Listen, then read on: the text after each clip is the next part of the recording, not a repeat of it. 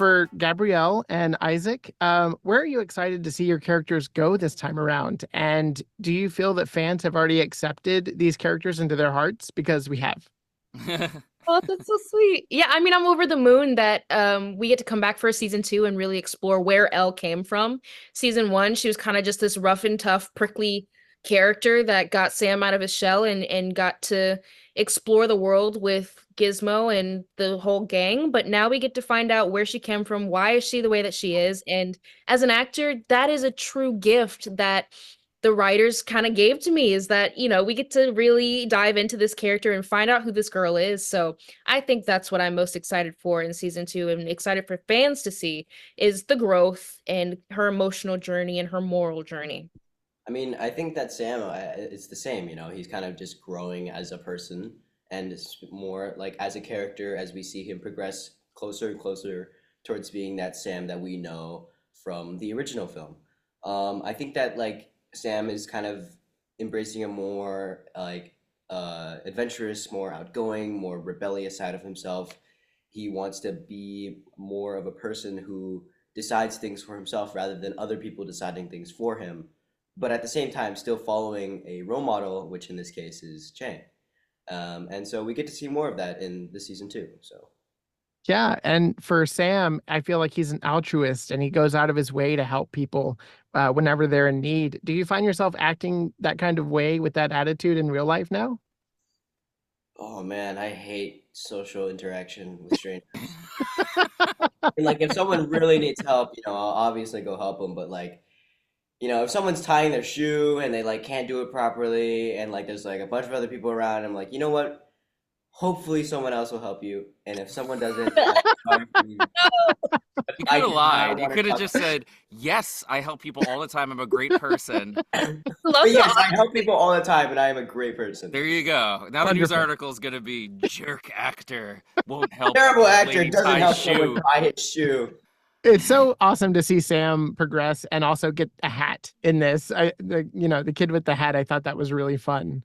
And, I can't wait to see how his journey continues. AJ, you're the voice of the Gremlins as well as Gizmo in this.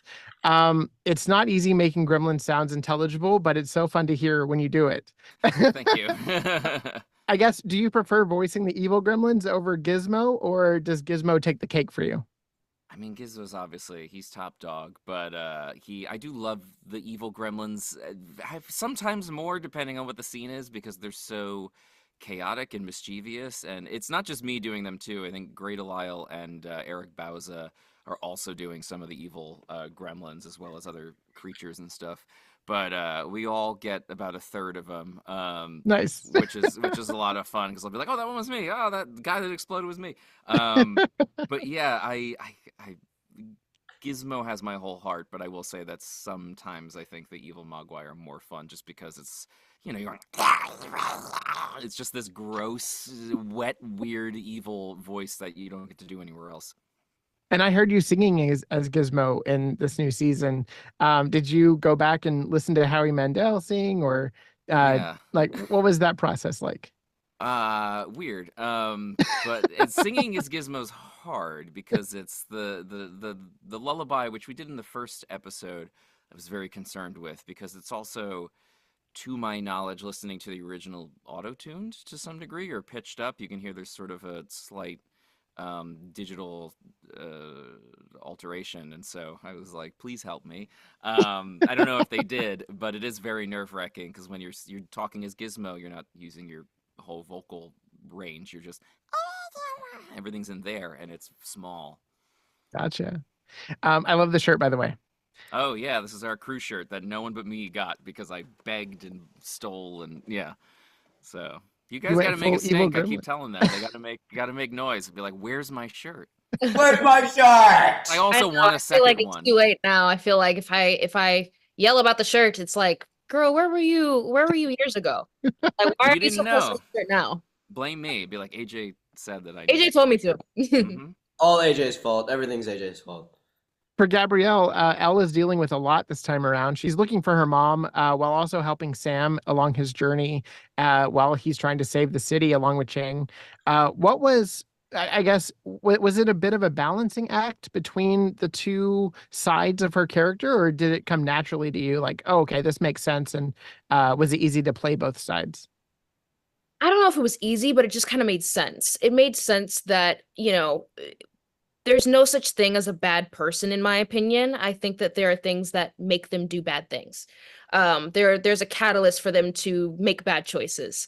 And so when we were exploring why Elle is the way that she is, it just kind of made sense to me. And it kind of fell naturally into my own kind of thought process of, okay, maybe this is why she behaves the way that she does. Maybe this is why she's so hard at accepting love and accepting safe places and being vulnerable and being okay with people seeing her soft underbelly, so to speak, Yeah. So when playing Elle through the duration of over all these years, I've been playing her since I was about 12 or 13, and now I'm 19 years old. It's been nice to Wow, see yeah, crazy, right? that's Weird. crazy. It's Weird for wild. me. It gets kinda crazier and crazier when I tell other people because it doesn't seem like it's been that long, but it has A been that. lifetime. Yeah, Yeah, that's like I've lived a insane. million years in that time period, but so is Elle. And I think in season two, it's nice to have that correlation of she's also trying to find who she is. And so I think that's why it was kind of easier for me, is because I was also trying to find who I was during that kind of 6-year period of time. Nice. This question goes out to the entire panel. Whoever has a fun story. We all know pets can be good and bad at times. Does anyone have an example of one of their pets going bad? Going bad or just being bad? I Being guess bad. being bad, yeah. Yeah. My cat barfs on my bed so much. He just Oh no. doesn't stop barfing on my bed. He will always barf on my bed. He keeps barfing on my bed. I kick him out my room. He knows how to open my door, and he keeps barfing on my bed. It's like, Ugh. He's like, I'm wow, gonna give Isaac some work. so It needs to You learn gotta some just like responsibility. I'm gonna throw up all over his let sheets. me go find him. What are you feeding him? yeah, yeah. Also, you should get your cat checked, Yeah. or maybe just cover your bed with a big He just sheet of really likes plastic or something. barfing. It's like he barfs hairballs. It's not like bad barf. Oh, okay. Like every now and then he just Terrible. goes up in my bed and barfs on my bed. So I gotta get a hairless cat, and then they won't cough up We're going hairballs. to get a show and tell moment real quick. Yeah, where's this Yeah. cat? I'm trying to think of dogs being bad. I don't know. My dogs are Chihuahuas, so they're bad by nature, but I don't know. They'll just randomly pee on something and be like, "Look what I'm doing," and I'm like, "Great, My I get to dog clean it up Prince now." is so bad, like so bad.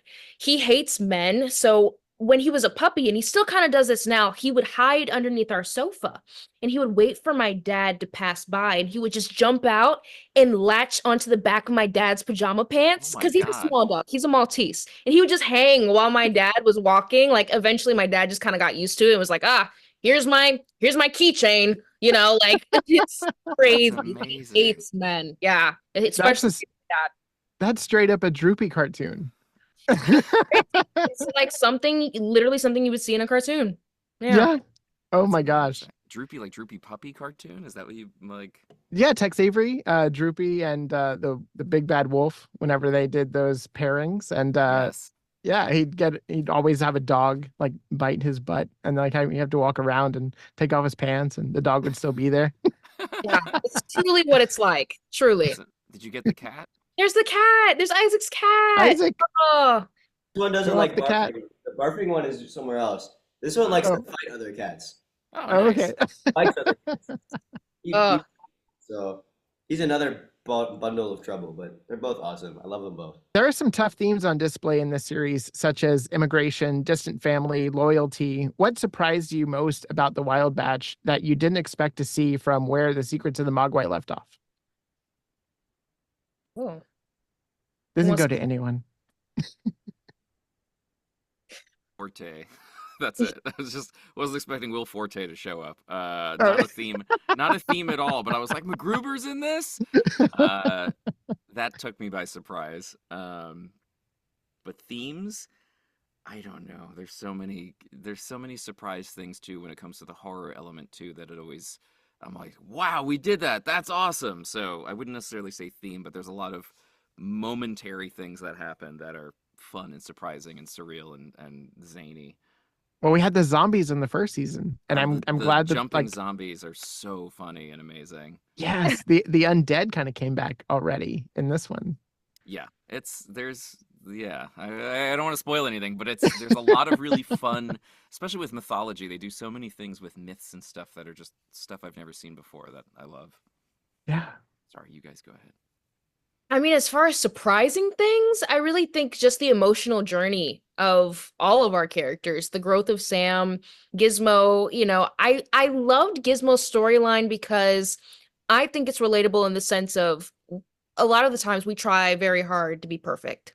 We try very hard to just be our most shiny selves, our prim and proper, most camera ready, but underneath, we all have tendencies that are deemed as bad or are deemed as, not perfect and ugly. And dealing with that can be very difficult. And I think that's a really wonderful relatable point that our season touches on with Gizmo of his whole, as AJ likes to describe, the hulking out moment of trying to battle his natural ways. And then with Elle, I was kind of shocked about how far we went into her storyline, about how deep we went into her own personal journey. I mean, in the first couple of episodes, we kind of see her step back from the team. We see her step back from the group and say, "Hey, I have something that I want to explore. I'm kind of scared to do it, but I think I'm going to give it a shot." So I think that was something that was most surprising to me.